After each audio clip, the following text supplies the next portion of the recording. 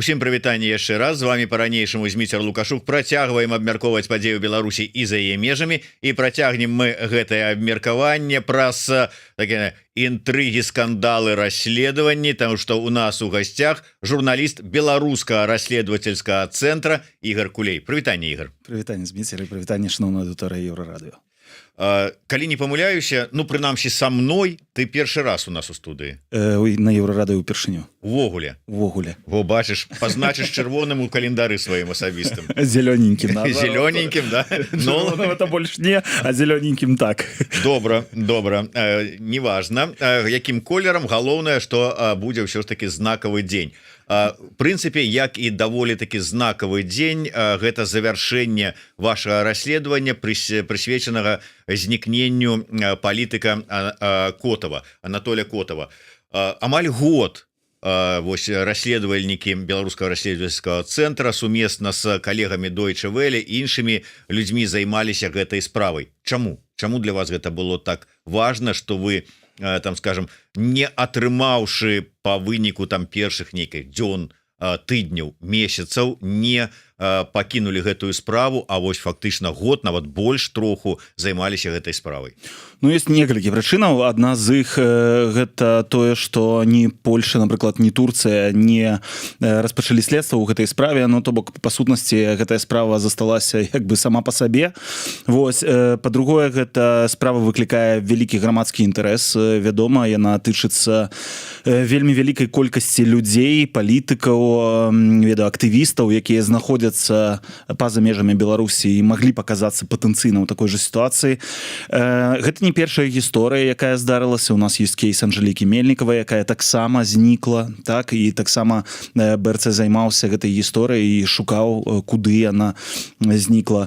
І, можа быць, яшчэ адна важная задача, гэта тое, што гэта вельмі складанае расследаванне, вельмі такая цяжкая да выканання задача. А каманда БРЦ, яна заўсёды любіць ставіць сабе вельмі цяжкія складаныя задачы.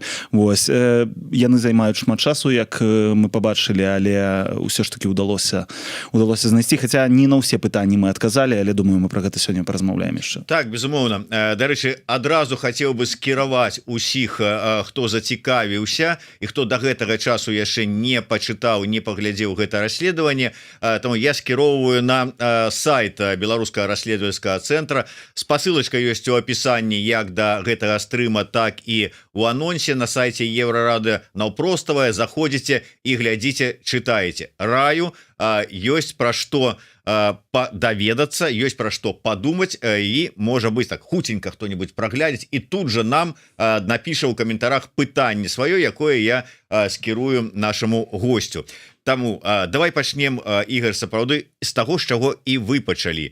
І гэта сапраўды важна, таму што, ну, хтосьці думае, так, вот будзем шукаць, дзе ён там прапаў, як яно там ішло, але вы пачалі з таго, што было напярэдадні таго, як Котаў знік, як ён выправіўся ў сваё падарожжа, з якога ён так і не вярнуўся. Так вось, напярэдадні, чым адметныя тыя там дні, тыдні ці пару месяцаў вы высвятлялі, на што звярнулі ўвагу?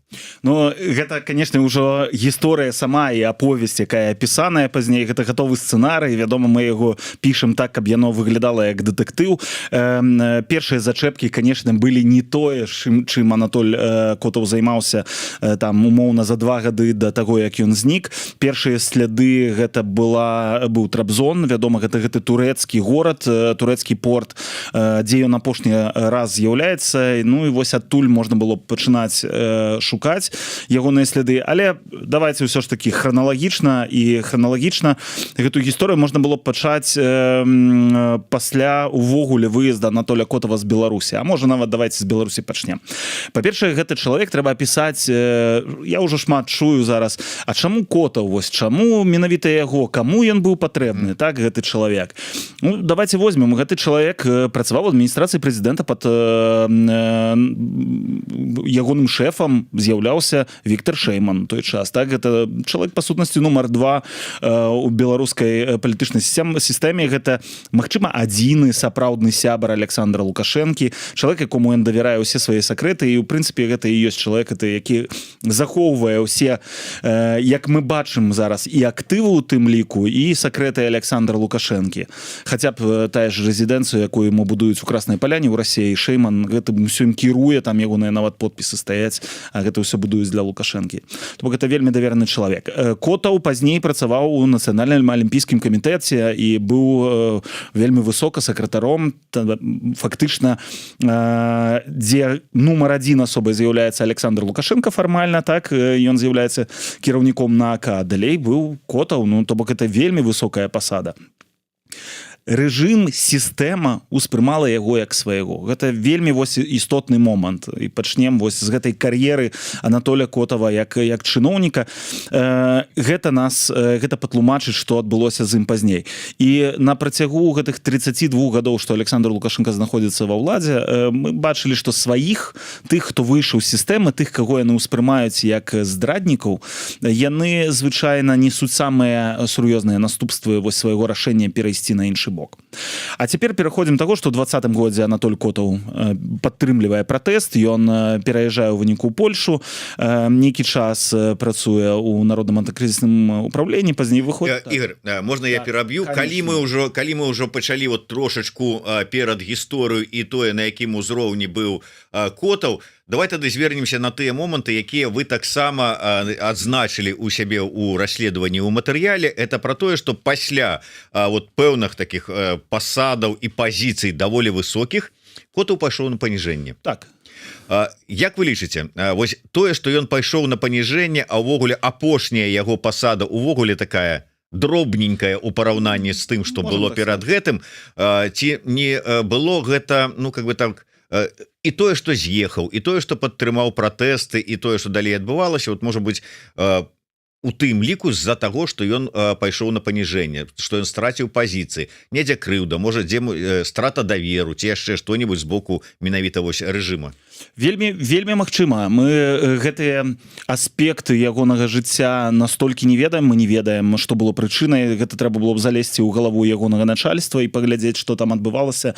Трэба таксама нагадаць, што Анатоль Котаў быў высланы калісьці з Польшы, ён быў тут сакратаром працаваў пры амбасадзе Беларусі ў Польшы, вось яго выслалі, але гэта хутчэй была гісторыя таго, што ў гэты ж самы час Польша, Беларусь выслала польскіх дыпламатаў, і магчыма гэта было такая люстравая... Просто на парытэтных такіх пачатках, адбіццё, так, гэта прынцып парытэту у дыпламатыі ён дзейнічае. Хаця магло і там штосьці быць таксама, пасля чаго як бы кар'ера Анатоля Котава магла недзе падкасіцца. Гэта праўда, што ён дасягнуў даволі высокіх пазіцыяў у гэтай вертыкалі, але пазней да 20-го года гэта была такая горачка, з якой ён ужо паволі з'язджаў. Вось. Калі ён трапіў сюды ў Польшу, у яго былі спробы тут пасля НАУ ўжо заняцца нейкім бізнесам, але ў яго нічога не атрымлівалася. Вельмі як бы спробаў было шмат, ён сам казаў, што на гэта патраціў грошы і застаўся фактычна без іх. І тут давайте вось якраз гэтым таким галоўным пунктам, можа быть, пачаткам нашага расследавання, пачаткам усёй гэтай гісторыі ягонага знікнення быў бы 23 год. Анатоль Котаў працуе ў прыватнай фірме івент-агенцыя, якая арганізоўвае розныя падзеі, і ён ездзіць у падарожжы, выязджае ў тым ліку ў Арабскія Эміраты, дзе знаёміцца, як мы прасачылі ў 23-м годзе з грамадзянкай Іорданіі, але па паходжанні гэтая жанчына з Азербайджану, Кахіра Эйналова, і у іх ёсць нейкія пэўныя кантакты з таго часу аж да моманту, як ён знікае. Менавіта яна яго прывядзе на гэту яхту, ён у яе суправаджэнні увойдзе на борт гэтай яхты, з борта якога ён ужо як бы не зыдзе на бяспечную зямлю. І яны падтрымлівалі кантакты. Анатоль Котаў вяртаўся ў Варшаву, некалькі яшчэ паездак такіх меў за межы, вяртаўся ў Варшаву і распавядаў сваім сябрам, што у яго з'яўляюцца вельмі добрыя перспектывы по бізнесе, што яму нават запрапанавалі пазіцыю дарацы аднаго з прынцаў у арабскіх эміратах. Вось, і якое ж супадзенне? З аднаго боку яму у арабскіх эміратах прапануюць вось такую пасаду, такую як бы магчымасць, якая адкрывае яму шлях да нейкіх бізнес-кантактаў, і амаль адначасова з Беларусі яму піша IT-прадпрымальнік, ягоны знаёмы, які кажа: паслухай, у мяне ў Расіі ёсць вось людзі, бізнесмены, у іх там казіно ёсць, яны б хацелі выводзіць грошы ў арабскі свет, недзе, можа, ў Бахрэйн, можа, ў арабскія эміраты, ці ў цябе няма там кантактаў. Вось тут ужо як бы вельмі цікавы гэты момант, што супадае. З аднаго боку у яго адкрываюцца гэтыя магчымасці, якія, імаверна, яму адкрыла гэтая жанчына, з іншага боку адгукаецца з Беларусі чалавек, які ему прапануе як бы гэтымі магчымасцямі скарыстацца. Вось, і я выключаю зараз як бы журналіста-расследавальніка і уключаю просто чалавека, які разважае на гэтыя думкі, тому што высновы такой мы зрабіць дакладна не можам, але я думаю, што ўсё, што далей адбылося, гэта было звязана вось з гэтым бізнесам і з гэтай спробай як бы дапамагчы умоўна расійскаму бізнесу увайсці ў арабскі свет, дзе Анатоль Котаў павінен быў выступіць пасярэднікам, і магчыма ён лічыў гэта вось для сябе той спробай, той магчымасцю як бы аднавіць сябе ў бізнесе, быць паспяховым, вярнуцца як бы вось на хвалі да справаў, так, улічваючы ўсю перад гэтым гісторыю таго, што кар'ерная лестніца пайшла ўніз, і яму трэба было з'ехаць з Беларусі. Вось, магу працягваць. Але Ігор, я верну, можа быть, трошечку назад, можа вы хотели про это таксама самі сказаць, але я верну. Ўсё ж таки, калі размова ідзе про, ну, как бы спадзяванні неяк там увайсці ў нейкі бізнес, неяк подвысіць сваё магчымасці фінансавыя, ўсе астатнія, ну, гэта, канешне, добра. Гэта кажа про тое, што ну ён зможа аднавіць нейкія пэўныя свае дабрабытныя пазіцыі. Але вы прыводзіце на самом пачатку гэта матэрыяла свайго словы грамадскага актывіста Руслана Хазіна. Я працытую: ён мне сказаў, што магчыма праз пару месяцаў усё зменіцца і мы зможам паехаць дадому. Прагучала такая фраза, і гэта ж фраза яна прагучала праз 2 месяцы, калі мы апошні раз з ім бачыліся. То бок, ну, как бы так, зарабіць грошы, стаць заможным чалавекам, і зменіцца сітуацыя да таго, што гэты здраднік рэжыма зможа вярнуцца дадому, ну, неяк розніца ўсё ж такі. Это таксама другі след. Адзінае, што ён, калі так проста лагічна думаць, ён не зусім укладаецца вось у тое, што далей адбываецца, бо вельмі імаверна, што недзе паралельна маглі быць нейкія такія рэчы, але нам не ўдалося іх нейкім чынам далей пацвердзіць. Ну, то бок у нас няма ніякіх доказаў таго, што з ім хтосьці перапісваўся, ці яму штосьці абяцалі у вось гэтым накірунку. Хаця сапраўды такія рэчы ён казаў. Вось, і яны маглі бы успрымацца вельмі адназначна, асабліва з улікам, што у апошні час, можа, апошнія 2 гады сяроддзе беларускай апазіцыі вельмі шмат было такіх момантаў, так, дзе казалі: вось зараз шукаюць для контакта сярод апозіцыянераў нейкую асобу, якая стане вось галоўнай, так, і рэжым як бы прыме гэтага чалавека, пачне з ім весці нейкія перамовы. Мы памятаем кейс Кавальковай, так, якую таксама такім чынам падманулі. Вось, ёй абяцалі, што яна зможа там выбудаваць новае лідарства ў апозіцыі, абяцалі ёй нейкія грошы. Сапраўды такая гісторыя магла быць, але у дадзеным выпадку і вось гэтай жанчынай Кахірай Эйналавай у нас не ўдалося знайсці як бы нейкіх сувязяў менавіта палітычнага характару, што штосьці абяцала. Хутчэй яна была звязаная з ім па бізнесе, таму што яна распавядала пра тое, што паказвала ягоныя праекты азербайджанскаму аднаму вельмі багатаму мільянеру, казала, што вось можа ён зацікавіцца тваёй прэзентацыяй, то бок яны перапісваліся стрыкта па бізнес-справах. Прычым гэтая жанчына яшчэ цвердзіць, хаця я б не верыў ніводнаму яе слову, але яна цвердзіць, што ў іх былі романтычныя адносіны таксама з Анатолем Котавым увесь гэты час.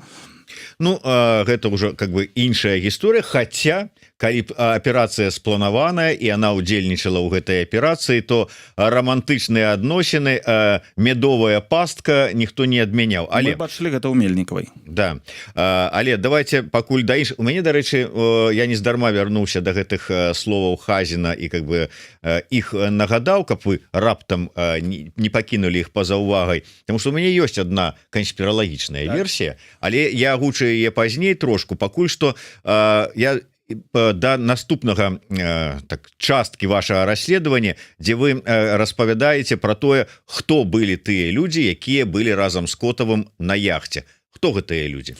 І чаму гэта важна?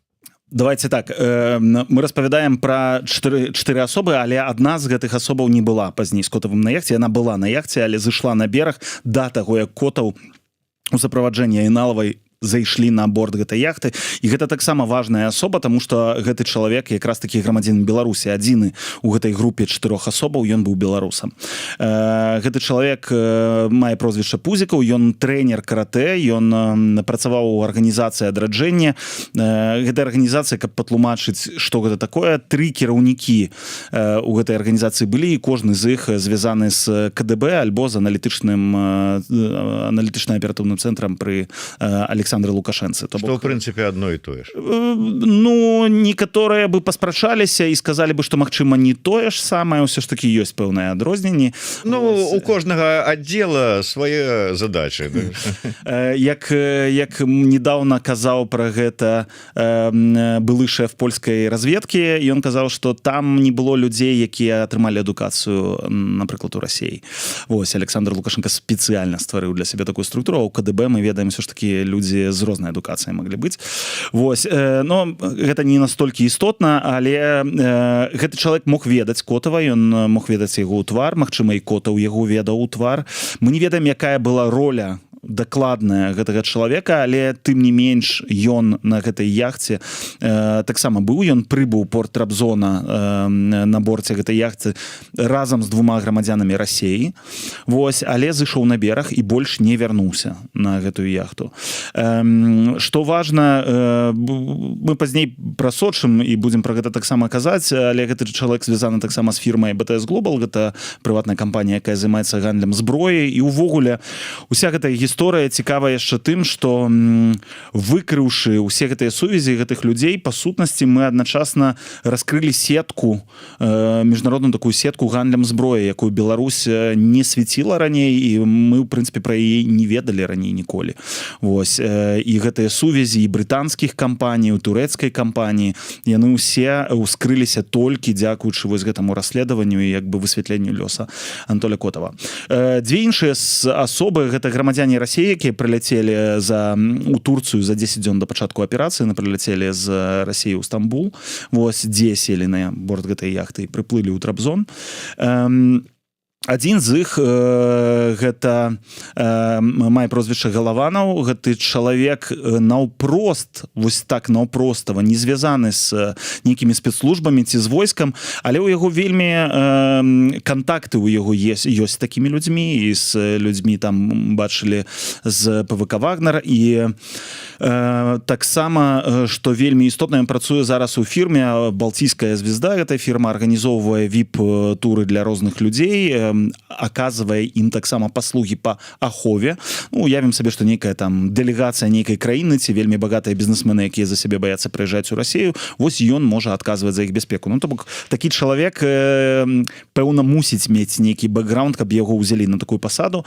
Вось, і гэты чалавек быў замешаны таксама ў адну гісторыю з дзяржаўным пераваротам у Кіргізстане. Гэта вельмі ўскосны такі момант, але улады гэтай краіны калісьці распавядалі пра тое, што ў іх была спроба перавароту, там прылетаў расійскі адзін неанацыст, і самае цікавае, што чалавек, які купіў гэтаму неанацысту квіток у Кіргізстан, ён купіў квіток і вось гэтаму Галаванаву, яны відавочна павінны былі разам прыляцець туды і нейкія пратэсты арганізоўваць ці штосьці, я не ведаю, што яны планавалі. Яшчэ адзін чалавек, это самы ўзроставы ў гэтай групе, у яго прозвішча Грыб, і ён якраз такі мае наўпроставыя сувязі з ваенкай. Ён калісьці быў камандуючай часткай унутраных войскаў у Расіі, расеец. Зараз ён з'яўляецца шэфам службы бяспекі адной з буйной ледовай арэны ў Сочы. Вось і у гэтага чалавека мы бачым наўпроставае просто ваеннае як бы мінулае ёсць, і гэты ж чалавек таксама звязаны з беларускімі вось гэтымі і арганізацыя адраджэння. Праз супольную арганізацыю тут не хачу вельмі моцна паглыбляцца. Я думаю, што нашы слухачы зараз, яны і гледачы маглі бы гэта ўсё прачытаць, бо патонем мы ў дэталях, але гэты чалавек звязаны таксама з беларускім вось гэтым арганізацыяй, якой кіруюць былыя КДБшнікі. Ігор, вот калі тут давай все ж таки вот вернемся до гэтага адраджэння гандля зброі. Это сапраўды вельмі важны такі аспект, і я так подозраю, что вы расследаванне по гэтаму таксама яшчэ будете працягваць по гэтай схеме гандля зброі. Але наколькі сапраўды там вось тыя людзі, якія былі завязаныя на гэтую яхту, на гэтую ўсю аперацыю, на гэтую сустрэчу разам з Котавым, завязаныя на гандлі зброі. Наколькі Котаў мог ведаць пра гэта? Мне цяжка пра гэта штосьці сказаць. Калі б ён пра гэта штосьці ведаў, я думаю, што наўрад ці ён бы на гэтую яхту пайшоў. Вось, я думаю, што зноў выключаю журналіста расследавальніка, уключаю просто публіцыста. Чалавек, які з гэтым, як вы пішаце, Пузікавым, так, быў знаёмы даўно, які таксама тым ці іншым чынам сутыкаўся з гэтым грамадскім аб'яднаннем адраджэння, які как бы ведае, як працуе, што працуе, там как бы не просто нейкі там ружовыя поні. Не. Сэнс у тым, што яны рабілі разам пэўныя справы. Ёсць такая такі, я не ведаю, як правильно назваць, не фестываль, а нейкі спаборніцтвы трапамужества, такая, якая арганізоўваецца. Дарэчы, у Расіі яна таксама арганізуецца, вось гэтыя расійскія грамадзяны таксама звязаны з расійскай версіяй гэтага выпрабавання, а ў Беларусі вось звязана гэтае адраджэнне з гэтым. І Анатоль Котаў калісьці разам яны працавалі і над вось гэтым, не ведаю, як правильно назваць, это не фестываль, а ці спаборніцтвы, давайте іх так назовем, спаборніцтвамі. Яны працавалі разам. Плюс Котаў працаваў з жонкай у нацыянальным алімпійскім камітэце, калі ён быў. Ён працаваў з жонкай дырэктара адраджэння Юрыем Серых. Яны разам падарожнічалі, прычым ён вельмі добра яе ведаў, і думаю, што добра ведаў таксама мужа, таму што яны былі запрошаны на вяселле Анатоля Котава разам. Яны не былі там, але былі сярод гасцёў. Мы знайшлі ў спісе, што яны былі сярод гасцёў. Анатоль Котаў з гэтай жонкай разам з кіроўцам падарожнічалі ў Літву адным аўтамабілем прыватным. Ну, то бок гэта ён добра, пэўна, ведаў кіраўніка гэтай арганізацыі адраджэння Юрыя Серых. І забегаючы моцна наперад, яхта, з якой пазней Котава знялі, гэтая вось яхта, на якой была правернута гэта спецаперацыя, яе ўжо пасля вось гэтага выкрадання перарэгістравалі. Яе новая назва гэта YS US Legacy і US Legacy, тому што раней яна называлася Shells. І па сумяшчальніцтве Юрый Серых з'яўляецца зараз адным з уласнікаў фірмы BTS Global, вось гэтай, якая вырабляе зброю. І яна зарэгістравала такую ж самую гандлёвую марку US Legacy. І, в прынцыпе, US, вось гэтыя US супадаюць з першымі літарамі, ініцыяламі Юрыя Серых, вось гэтага чалавека, які быў дырэктарам адраджэння і з'яўляецца былым КДБшнікам. Ну так, вот бачыце, я сумняюся, што калі вот мы з вами вот сябры у добрых адносінах, прычым вот да такое, что там я вот на вас запрашаю быць сведкам у сябе на вяселлі, не сведкам, гостем. Гостем у любым выпадку, добрыя адносіны з жонкай, там вот езжу по справах, і я как бы у нас не такія у той же час даверныя адносіны, каб вот, ну как бы не гаварыць пра працу, не ведаць збольшага, чым адно займаецца, чым другое.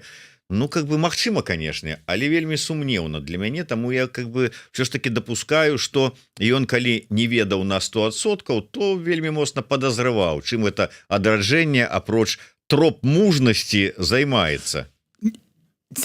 Калі пытанне, ці ведаў Анатоль Котаў, што гэта за арганізацыя, што гэта за людзі, бясспрэчна ведаў. Але яшчэ раз, з Пузікавым яны не сутыкнуліся ў Турцыі, ніколі не сутыкнуліся. Давайте просто зараз пафантазіруем.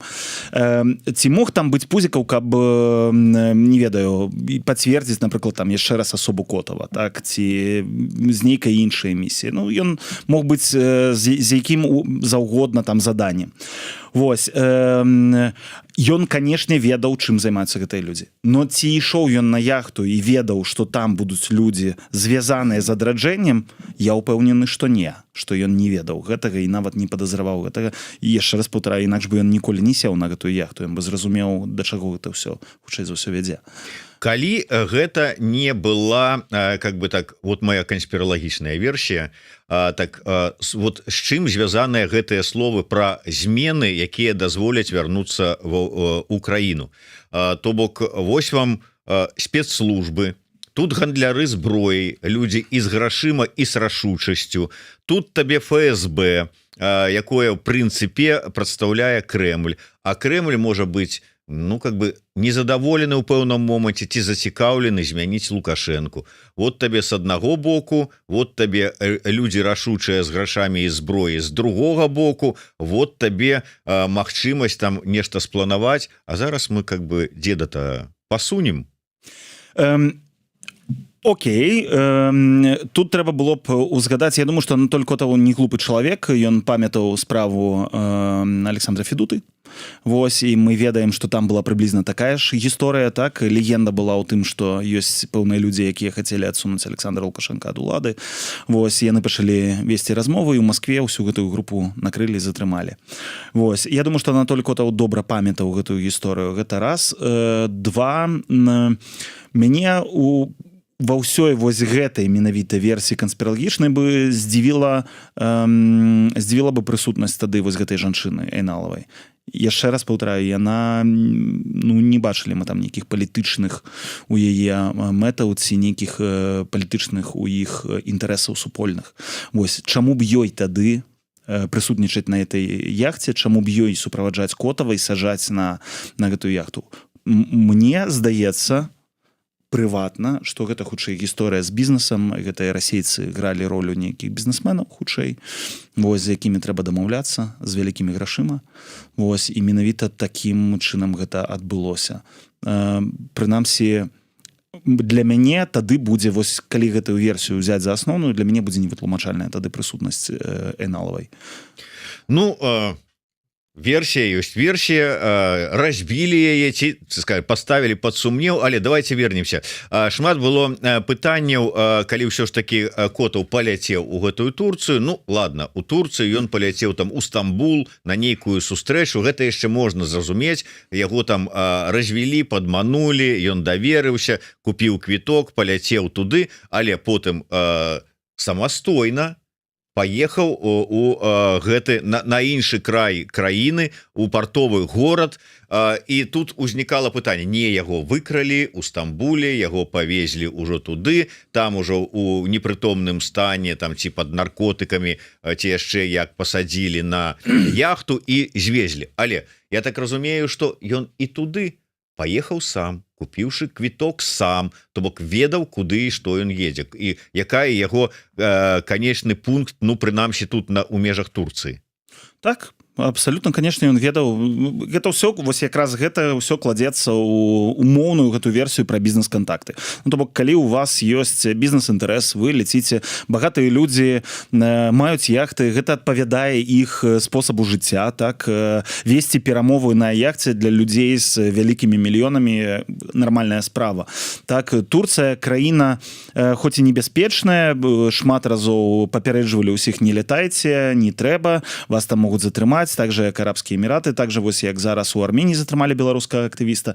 Але скажыце, ну вот колькі людзей прыслухоўваецца да гэтага ўсяго, ну колькі беларускіх актывістаў розных нават посціць фотачкі з таго, як яны адпачываюць на турэцкіх курортах ці там егіпецкіх, хаця рызыка заўсёды застаецца, так, пры такіх паездках.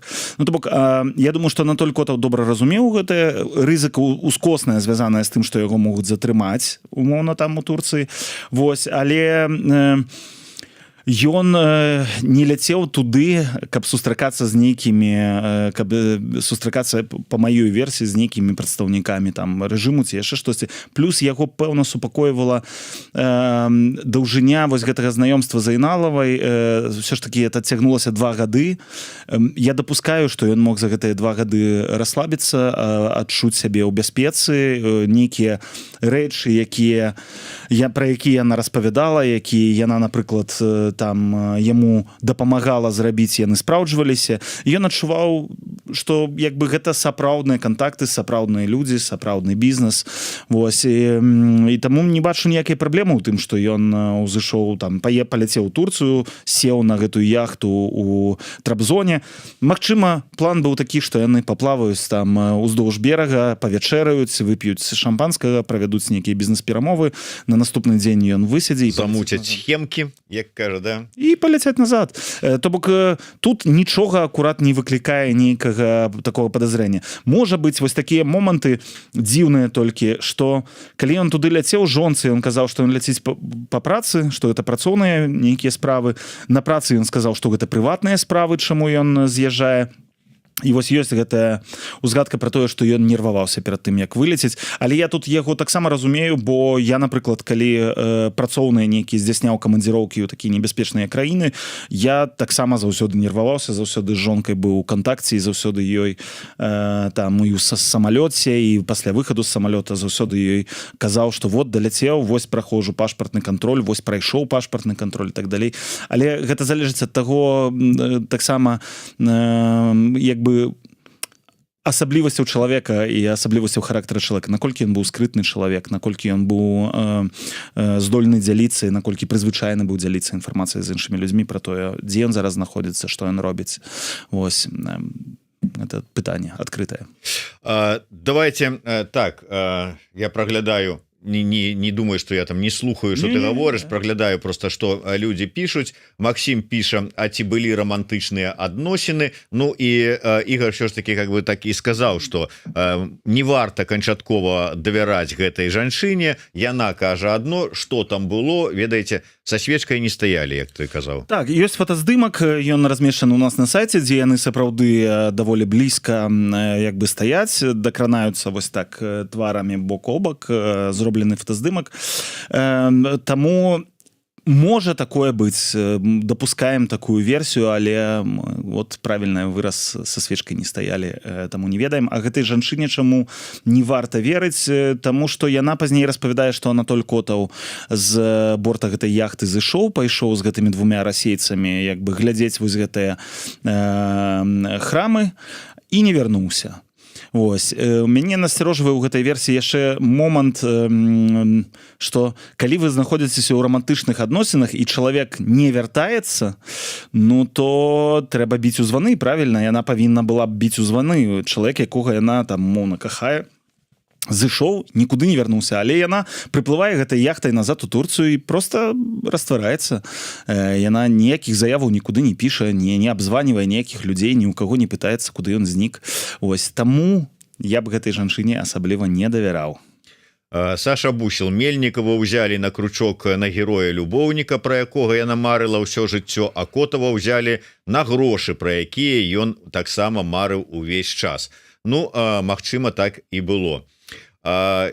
Перакананыя, вот скажем, з МТК перакананы, што як і ў выпадку з Парташевічем, які що ж таки давяраюць словам Лукашэнкі, быў агентам КДБ, і нават самалёт пасадзілі, каб вывесці яго вот так бы мовіць з гульні і спакойна. Вот так і дадзеная сітуацыя з Парташевічам, а можа і з Мельнікавым, гэта была аперацыя по прыкрыццю вывода свайго агента, пішуць. Я патлумачу, чаму гэта не было гэтым ні ў выпадку з Пратасевічам, ні ў выпадку з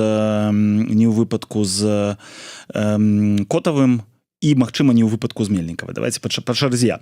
З Пратасевічам ёсць вельмі добрыя сведчанні пасажыраў самалёту, якія ляцелі з Пратасевічам разам.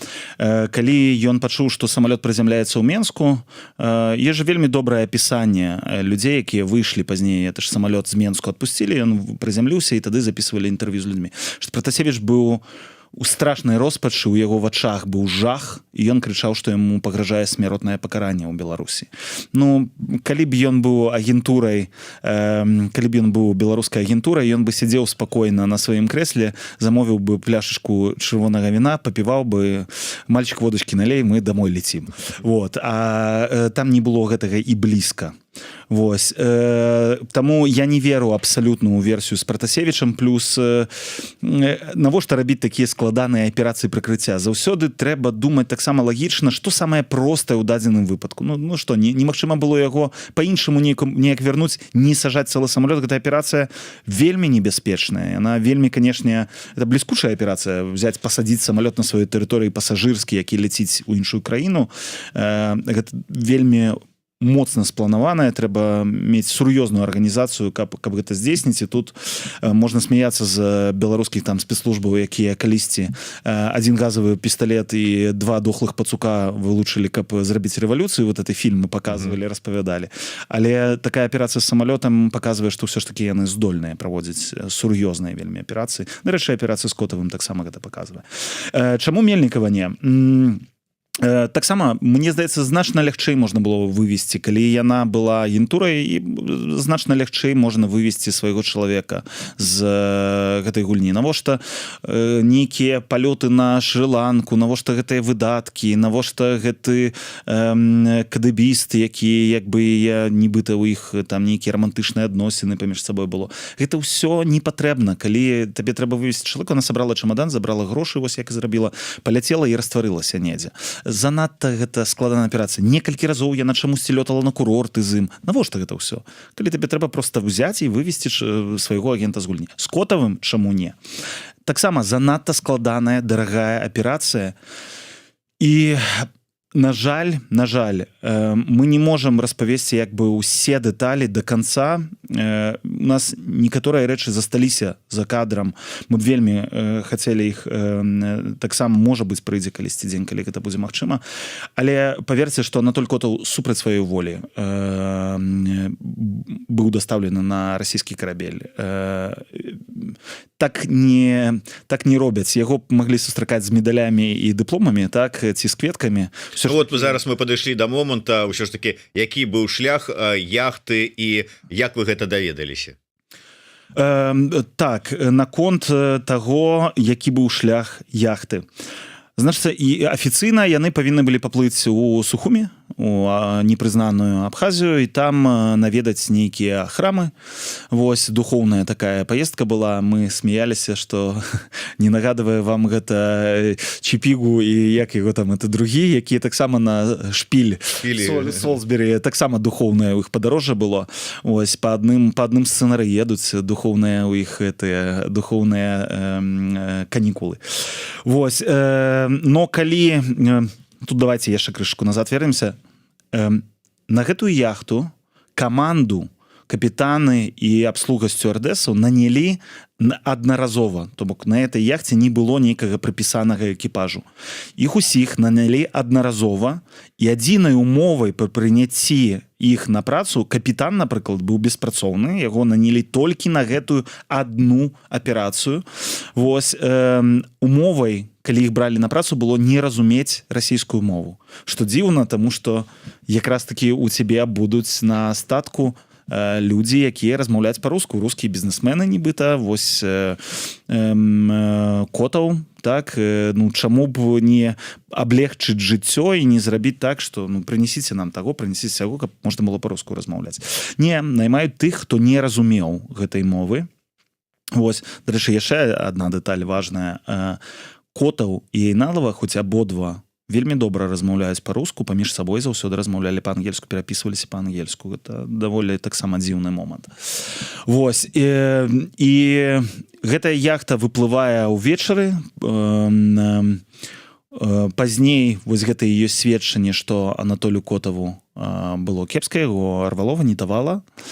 Яхта плыве ў бок Абхазіі, яна там спыняецца недалёка ад порта. Вось капітан звязваецца з берагам з просьбай прышвартавацца. Яму кажуць: не, адплывіце крышачку далей і трымайцеся далей ад рыбацкіх лодак, каб, я так падазрую, ніхто не бачыў. Вось. І ў гэты момант з гэтага порту, таму што ў непрызнанай Абхазіі знаходзіцца частка расійскія ФСБ, вось, потому что памежная служба, як і ў савецкія часы, калісьці таксама падпарадкаваная была КДБ, так і тут у Расіі гэта засталося. Выходзіць вайсковы карабель берагавой аховы. Вось, ён падплывае да гэтай яхты, на борту зыходзяць расійскія вайскоўцы, і яны забіраюць Котава з сабой. Вось. А яхта спакойна плыве сабе далей, расійцы выходзяць у Абхазіі, а Эналова вяртаецца ў Турцыю. Вось. І прычым пазней яна распавядае вось гэтую версію па тэлефоне, і это можна пачуць у нашым расследаванні, у відэаверсіі, якую можна знайсці на Ютубе. Яна распавядае: не, ён зайшоў у Абхазіі і пайшоў сабе спакойненька. Вось. Як бы і не вярнуўся з гэтымі двума расейцамі. Вось тут несупадзенне гэтых момантаў. Нам удалося нават знайсці сатэлітарныя здымкі з таго часу, і канкрэтна ў нашым расследаванні можна пабачыць выхад гэтага расійскага памежнага кацера, гэтага берагавой аховы, які выходзіць, пазней паварочвае ў бок гэтай яхты. Вось, удалося адсачыць нават вось гэтыя моманты. Ну что ж, вось такая ситуация, такое расследаванне. Ігор, що ж таки на завяршэнне, ці стала для вас па выніку праведзенай працы, праведзенае расследаванне з атрыманай інфармацыі зразумела, що ж таки мэта вот выключна адпомсціць? Вось такая глобальная аперацыя с далучэннем агентаў не толькі сваіх, але вось і гэтай незразумелай жанчыны, і гэтых двух ФСБшнікаў, і карацей, і яхта, і ўсё што заўгодна табе. Тут дзеля Котава. Вот я разумею, былы чыноўнік, там здраднік, але ўсё ж таки на дадзены момант ён не таго ўзроўню палітык, знікненне якога там ці што-нибудь яшчэ, ну магло бы там, так вы сказаць, вау, шок для ўсіх, каго толькі магчыма. А кім быў Роман Пратасевіч у момант, калі прыземляўся самалёт Ryanair у Менску? Кім ён быў у той момант? Вось ён, прабачце, але ён не з'яўляўся таксама нейкім журналістам, які ўплываў на, там, не ведаю, лёсы ці на нейкія падзеі ці на яшчэ штосьці. Ён не з'яўляўся нейкім раздражняльнікам рэжыму, ён не маляваў нейкія там Ігор, ну па-першае, ўсё ж таки ён шоў і быў как бы там прадстаўляўся як адзін з сузаснавальнікаў нехта, хотя ён ім нібы рэдактарам нехты. Па-другое, фактычна адразу яго пачалі выкарыстоўваць у прапагандзе, і каб паказаць, вот глядзіце, кожнага дастанем. Спачатку ж было такое, это потым ён стаў агентам. Спачатку кожнага дастанем, ну і паказаць, як і што, там с раскаяннямі, там са слязьмі, с пералікам, што ты ведаеш, не ведаеш, вот это факты пра лідараў дэмсілаў і ўсё астатняе. Тут мы не бачым нічога. Тут я б сказаў так: па-першае, я нездарма пачаў нашу размову з таго, кім быў Котаў. Я лічу, што беларускі рэжым сваім заўсёды тых, каго ён лічыць сваімі, тым, хто быў увахожы ў гэтае кола, ён лічыць самымі вялікімі здраднікамі, і іх карае найболей. Для мяне гэта прыклад таго, для ўсіх астатніх, хто застаецца сёння ў сістэме, каб яны былі маналітнымі. Мы ж ведаем, што ў Котава быў гэты канал Нік і Майк, так, дзе яму надалей з Менску хтосьці перадаваў нейкую інфармацыю, і гэта сігнал унутр свайго вось гэтага вертыкалі лукашэнкаўскай. Калі вы калі-небудзь здрадзіце мне альбо падумаеце ўвогуле перабегчы на той бок, вы знікнеце, і і пра вас сляда нават не будзе, ад вас нічога не застанецца, ніхто пра вас не даведаецца. Калі Котаў, я вельмі хачу гэта верыць, што ён жывы, ён знаходзіцца недзе, хаця мы разаслалі запыты ва ўсе службы расійскія, беларускія, ніхто не сказаў, што ён там. Расійская памежная служба сказала, што ніколі не перасякаў мяжы. Вось, але калі ён зараз знаходзіцца недзе ў турме, і я б вельмі хацеў верыць, што ён жывы, здаровы і проста, што яго недзе ізалявалі, я думаю, што яго могуць вось так трымаць, і гэта такі спосаб катавання такога. Паглядзі, пра цябе ніхто не піша. Все пра цябе забылі. Польша, у якой ты меў статус уцекача, не завяла нават расследаванне, яны нават не расследуюць. Турцыя, да ім напляваць на цябе таксама. Твае калегі больш ніхто нічога не піша. Ну, все пазабываліся пра цябе. Вось. І гэта такі спосаб псіхалагічнага ціску.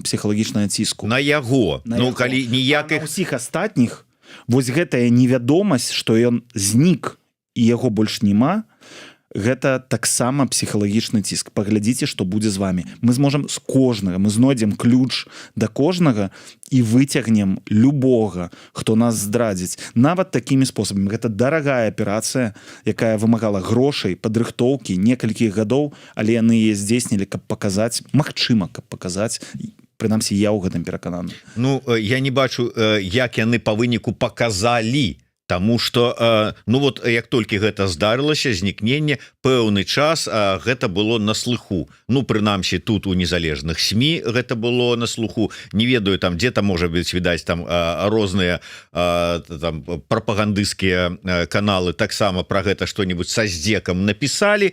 Ну і ўсё, а потым яно заглохла. Дзе, што, нічога как бы не зразумела і забылася. Як вот вы кажаце, што тут маглі, как бы, няма інфармацыі, забыліся. Там тым больш пры адсутнасці інфармацыі, пры тым, што, можа быць, чыноўнікі не асабліва там чытаюць, там, я не ведаю, беларускі расследавальскі цэнтр ці глядзяць Еўрарадыё, таксама. І таму, калі ты не ведаеш, калі ты не чуеш, то у цябе ў галаве гэтай гісторыі няма. Што табе гэта паказвае? Само яго знікненне было гучным. І я думаю, што пра яго пачулі і даведаліся ўсе. І ўнутры сістэмы таксама у тым ліку ўсе даведаліся. Вось, бо гісторыя Мельнікава і Котава гэта ўсё ж такі розныя гісторыі. Гэта рознага абсалютна, як бы, розныя людзі. Яна са свету бізнеса, ён са свету якраз такі вертыкалі і палітыкі. Вось. І я думаю, што пра гэта даведаліся ўсе. А ці пры правядзенні нейкіх спецаперацый, ну давайте узгадаем просто там, не ведаю, савецкія часы ці яшчэ штосьці. Трэба было распавядаць, што нейкае знікненне чалавека, яно было не інсцэнавана, а менавіта здзейснена з дапамогай нейкіх там савецкіх, не ведаю, шпіёнаў ці нейкіх людзей. Не, яны таксама гэтага не раскрывалі. Дастаткова таго, што вось гэтае неведанне таго, што адбылося з чалавекам, яно таксама як такая печатка, яна вісіць увесь час над галавой як сякера.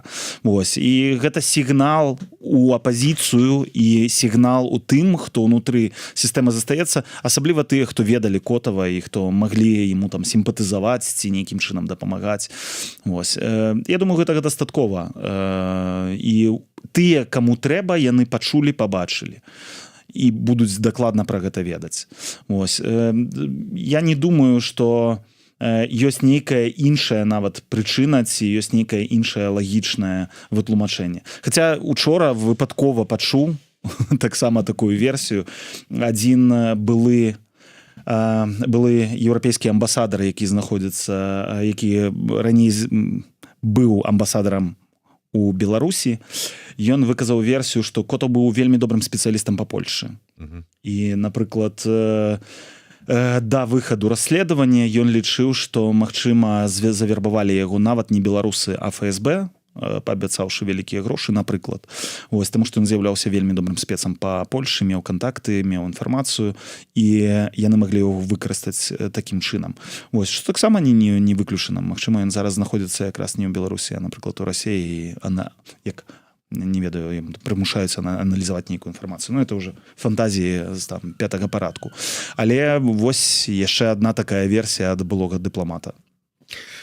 Ну что ж, на жаль, трэба завершаць нам наш эфир. Я яшчэ раз скіроўваю усіх, хто не паспеў чытаць і паглядзець відэо ад беларускага расследовательскага центра на іх сайт, на іх YouTube канал. Там ёсць поўная версія, тому что магчыма мы трошечку недзе ў пэўных момантах сумбурна, дзесьці там непаслядоўна, не ўсё безумоўна, што ёсць у артыкуле, зараз прагаварылі, тому что я таксама хацеў нешта ўдакладніць, трэба было даць магчымасць нашим гледачам таксама задаць свае пытанні ці выказаць свае, ну скажем так, не згоду, тому что шмат хто кажа, что ну наўрад ці там дзеля Котова такую аперацыю рабілі. Гэта першае. Другое, калі хацелі адпомсціць і забіць дэманстратыўна, вось вам прыклад Белападляска, просто нанялі кілера, забілі чалавека і ўсё, без усялякіх гэтых складаных замарочак. Ну как бы у кожнага ёсць права на свае версіі. Расследавальнікі зрабілі вялізную працу, прывялі факты, аргументы, доказы, ну і матэрыялы таго, што адбывалася. Магчыма, нейкія факты яшчэ ўсплывуць. На жаль, вось гэтыя два пытанні, магчыма, асноўныя і галоўныя заўсёды ў такіх гісторыях мы не змаглі раскрыць, але ну па незалежных ад нас прычынах гэта дзе зараз Анатоль Котаў, ніхто не прызнаецца, і таму, конечно, мы не можам гэтага ведаць. І другое пытанне гэта хто замовіў гэту спецаперацыю, хто яе адобрыў. Вось, хто яе, магчыма, аплаціў. Вось, мы, хаця аплаціў ужо больш-менш, мы наблізіліся да якіх фірмаў цягнецца след, каму належалі гэтыя яхты. Вось, але хто замовіў гэту спецаперацыю, мы дагэтуль не ведаем, так. Але можем здагадвацца, ну, хаця здагадкі справа такая, можа так і ёсць, можа і не, потому что нечаканыя павароты заўсёды ёсць. Дзякую яшчэ раз Ігару, ну і безумоўна сачыце за дзейнасцю расследавальнікаў беларускага расследавальскага цэнтра, шмат цікавага робяць яны і іх калегі з іншых расследавальскіх структур. Таму дзякую яшчэ раз. Дзякую вялікі за тое, што запрасілі. Дзякуй за тое, што прыйшлі. Знаете, мы тут у папа беларускім прынцыпе, і вам дзякуй за ваш дзякуй. Да сустрэчы ўсім. Жыве Беларусь. Жыве вечна.